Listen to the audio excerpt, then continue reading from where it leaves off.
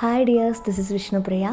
നാട്ടിൽ നിന്ന് ഇനി യു എയിലേക്ക് വരാൻ ആഗ്രഹിക്കുന്നവർക്ക് ഏറ്റവും കൂടുതൽ അറിയാൻ താല്പര്യമുള്ള ഒന്ന് എക്സ്പീരിയൻസ് നാട്ടിൽ ആവശ്യമുണ്ടോ എന്നുള്ളതായിരിക്കും ഇവിടെ ജോലി അന്വേഷിക്കുന്നത്. അതുപോലെ തന്നെ എന്ത് പഠിച്ചാലാണ്, ഏത് കോഴ്സ് പഠിച്ചു കഴിഞ്ഞാലാണ് കുറച്ചും കൂടി ബെറ്റർ ജോബ് ഓപ്പർച്യൂണിറ്റീസിന് ജോലിക്ക് കയറാനായിട്ട്, അങ്ങനെയുള്ള ക്വസ്റ്റ്യനും ഉണ്ടായിരുന്നു.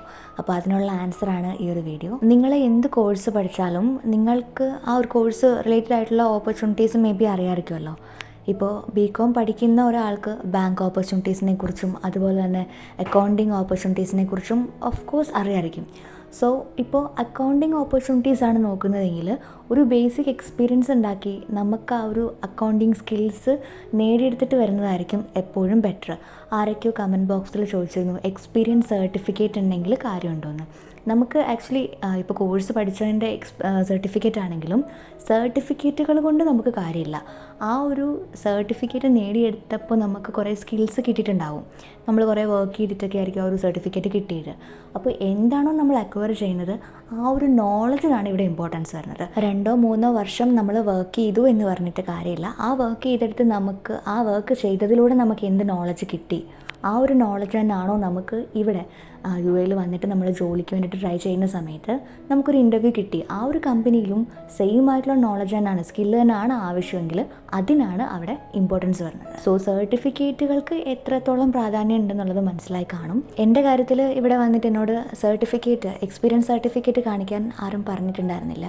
എൻ്റെ സി വിയിൽ ഞാൻ മെൻഷൻ ചെയ്തിട്ടുണ്ടായിരുന്നു ഞാൻ എന്തൊക്കെ നോളജ്, എനിക്ക് എന്തൊക്കെ സ്കില്ലുണ്ട്, ഞാൻ എന്തൊക്കെ ഡ്യൂട്ടീസാണ് എൻ്റെ പ്രീവിയസ് ഓർഗനൈസേഷനിൽ ചെയ്തിട്ടുള്ളതെന്ന് സി വിയിൽ മെൻഷൻ ചെയ്തിട്ടുണ്ടായിരുന്നു. എൻ്റെ പ്രൊഫഷൻ അക്കൗണ്ടിങ് ആയതുകൊണ്ട് തന്നെ, അക്കൗണ്ട്സ് ആയതുകൊണ്ട് തന്നെ എന്നെക്കൊണ്ട് ക്വസ്റ്റ്യൻസ് തന്നിട്ട് ആ ക്വസ്റ്റ്യൻസ് പ്രാക്ടിക്കലായിട്ട് ചെയ്ത് കാണിക്കാനുള്ള സെക്ഷൻസ്, ഇൻ്റർവ്യൂസ് ഉണ്ടായിരുന്നു ഇവിടെ.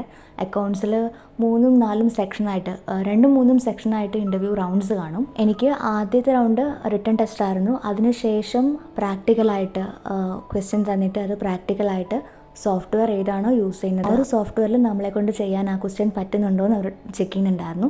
ദെൻ 3rd റൗണ്ടായിരുന്നു പേഴ്സണൽ ഇൻ്റർവ്യൂ. ഇങ്ങനെ തന്നെ എല്ലാ കമ്പനിയിലും 3 റൗണ്ട്സ് ഉണ്ടാവും എന്നല്ല. ചില കമ്പനീസിൽ പേഴ്സണൽ ഇൻ്റർവ്യൂ മാത്രമേ ഉണ്ടായിട്ടുള്ളൂ. ചിലയിടത്ത് ജസ്റ്റ് ബേസിക് ആയിട്ടുള്ള ക്വസ്റ്റ്യൻസ് ചോദിച്ചിട്ടുള്ളൂ. ചിലയിടത്ത് ഫോണിലൂടെയും ഇൻ്റർവ്യൂ നടത്തിയിട്ടുണ്ടായിരുന്നു. അപ്പോൾ അങ്ങനെ പല തരത്തിലായിരിക്കാം. അത് കമ്പനിയെ ഡിപ്പെൻഡ് ചെയ്തിട്ടാണ്, പ്യുവർലി കമ്പനിയെ ഡിപ്പെൻഡ് ചെയ്തിട്ടായിരിക്കും ഇൻ്റർവ്യൂ ഇരിക്കുന്നത്. സോ നമുക്ക് എന്തറിയാം എന്നുള്ളതാണ് ഇവിടെ ഏറ്റവും ഇമ്പോർട്ടൻസ്, അല്ലാതെ സർട്ടിഫിക്കറ്റുകൾക്കല്ല പ്രാധാന്യമുള്ളത്. ചില കമ്പനീസ് സർട്ടിഫിക്കറ്റ് ചോദിക്കും, എക്സ്പീരിയൻസ് സർട്ടിഫിക്കറ്റ് ചോദിക്കില്ല എന്നല്ല.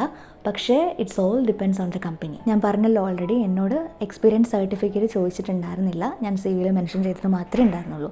പിന്നെ അഡീഷണൽ ആയിട്ട് എന്തെങ്കിലും കോഴ്സ് ചെയ്തിട്ടുണ്ടോ എന്ന് ചോദിച്ചിരുന്നു. അതുപോലെ എൻ്റെ ക്വാളിഫിക്കേഷൻ എന്താണ്. ഞാൻ ബികോം കഴിഞ്ഞിട്ട് ഒരു 5 മാസം വർക്ക് ചെയ്തിട്ടുണ്ടായിരുന്നു. അതും 2 മന്ത്സ് മാത്രമാണ് അക്കൗണ്ട്സിൽ എക്സ്പീരിയൻസ് ഉണ്ടായിരുന്നത്. 3 മന്ത്സ് അഡ്മിനിസ്ട്രേഷനിലായിരുന്നു വർക്ക് ചെയ്തത്, കിറ്റെക്സ് ലിമിറ്റഡിൽ. ദെൻ അത് കഴിഞ്ഞിട്ട് അക്കൗണ്ട്സിലോട്ട് മാറുമായിരുന്നു. എപ്പോഴും നാട്ടിൽ നിന്ന് ഒരു എക്സ്പീരിയൻസ് ആയിട്ട് വരുന്നതായിരിക്കും ബെറ്റർ. കാരണം ഒരു വർക്ക് അറ്റ്മോസ്ഫിയർ ഒക്കെ നമുക്ക് അവിടെ നിന്ന് ഒന്ന് പഠിച്ചെടുക്കാനായിട്ട് പറ്റും. ഒരു ജോലിയിൽ കയറി കഴിയുമ്പോൾ, സ്റ്റഡീസ് കഴിഞ്ഞിട്ട് നമ്മളൊരു ജോലി എന്നുള്ള സ്വപ്നം കാണും. നമ്മൾ ആ ഒരു സ്വപ്നത്തിൻ്റെ പുറത്ത് എടുത്ത് ചാടി ഒരു തീരുമാനം എടുത്തിട്ട് ഇങ്ങോട്ട് വരുമ്പോൾ കുറച്ച് ഡിഫിക്കൽട്ടായിരിക്കും ജോലിക്കകത്ത് കയറിയിട്ടും മുന്നോട്ട് പോകാനായിട്ട്. അപ്പോൾ നാട്ടിൽ നിന്ന് തന്നെ ആ ഒരു വർക്ക് അറ്റ്മോസ്ഫിയറിലേക്ക് നമ്മൾ വന്നു കഴിയുമ്പം എന്താണ് ആ ഒരു വർക്ക് അറ്റ്മോസ്ഫിയർ എന്ന് നമുക്ക് മനസ്സിലാവും. അല്ലെങ്കിൽ നമുക്ക് കോളേജിലെ ക്ലാസ്സസ് അറ്റൻഡ് ചെയ്തിട്ടുള്ള ഒരു എക്സ്പീരിയൻസ്, ആ ഒരു ക്ലാസ് അറ്റ്മോസ്ഫിയർ മാത്രമേ ഉണ്ടാവുള്ളൂ. വർക്ക് അറ്റ്മോസ്ഫിയർ എൻ്റയർലി ഡിഫറെൻ്റ് ആയിരിക്കും. പല കൊളീഗ്സ്, അതുപോലെ പല ആളുകളായിട്ട് നമുക്ക് ഇടപെടേണ്ടി വരും. എസ്പെഷ്യലി നമ്മൾ ഏത് ഫീൽഡാണോ അതിനെ ഡിപ്പെൻഡ് ചെയ്തിട്ടായിരിക്കും ഓരോ വർക്കും അറ്റ്മോസ്ഫിയറും ഇരിക്കുന്നത്. അപ്പോൾ കുറച്ച് നാളെങ്കിലും നമ്മൾ വേറെ എവിടെയെങ്കിലും വർക്ക് ചെയ്തിട്ടൊക്കെ വരുവാണെങ്കിൽ അതൊരു ബെനിഫിറ്റ് ആയിരിക്കും. അതുപോലെ തന്നെ എക്സ്പീരിയൻസ് ആക്കിയിട്ട് വരുന്നതാണ് എപ്പോഴും നല്ലത്. നമുക്ക് കുറച്ച് കാര്യങ്ങളൊക്കെ പഠിക്കാൻ കഴിയും. അതുമാത്രമല്ല, ഇവിടെ ഞാൻ വന്നപ്പോൾ എനിക്ക് എന്തോരം എക്സ്പീരിയൻസ് ഉണ്ടെന്ന് ആരൊക്കെയോ ചോദിച്ചിട്ടുണ്ടായിരുന്നു. അപ്പോൾ ഞാൻ കോവിഡ് ടൈമിൽ എനിക്ക് ഗ്രാജുവേഷൻ്റെ ക്ലാസ്സസ് ഓൺലൈൻ ആയതുകൊണ്ട് തന്നെ വർക്ക് ചെയ്യാനായിട്ടൊരവസരം കിട്ടിയിരുന്നു. അപ്പോൾ ആ ടൈം തൊട്ട് തന്നെ, എൻ്റെ ഫസ്റ്റ് ഇയർ തൊട്ട് തന്നെ ഞാൻ വർക്കിംഗ് സ്റ്റാർട്ട് ചെയ്തു. സോ പല ഫീൽഡ്, ഈവൻ അക്ഷയ സെൻറ്ററിൽ വരെ വർക്ക് ചെയ്തിട്ടുണ്ടായിരുന്നു. അപ്പോൾ കസ്റ്റമറായിട്ടുള്ള ഇൻട്രാക്ഷൻ എക്സ്പീരിയൻസ്, അങ്ങനെ പല എക്സ്പീരിയൻസ് ഗെയിൻ ചെയ്യാൻ കഴിഞ്ഞിട്ടുണ്ട്. അതൊക്കെ നമുക്ക് ബെനിഫിറ്റാണ് ഓരോ ഫീൽഡിലോട്ട് പോകുമ്പോഴും.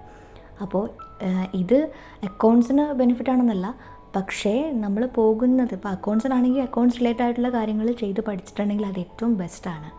നമുക്കൊരു സോഫ്റ്റ്വെയർ അറിയാം. എനിക്ക് എക്സ്പീരിയൻസ് കൂടുതലുള്ളത് സോഹോ ബുക്സ് എന്നുള്ള സോഫ്റ്റ്വെയറാണ്. അതിൽ ബേസിക്കായിട്ടുള്ള കാര്യങ്ങൾ അറിയാവുന്നത് കൊണ്ട് തന്നെ എനിക്ക് പെട്ടെന്ന് ക്യാച്ച് ചെയ്തെടുക്കാൻ പറ്റും ആ ഒരു സോഫ്റ്റ്വെയറിൽ പുതിയതായിട്ട് നമ്മൾ പുതിയ കാര്യങ്ങൾ പഠിക്കുമ്പോൾ.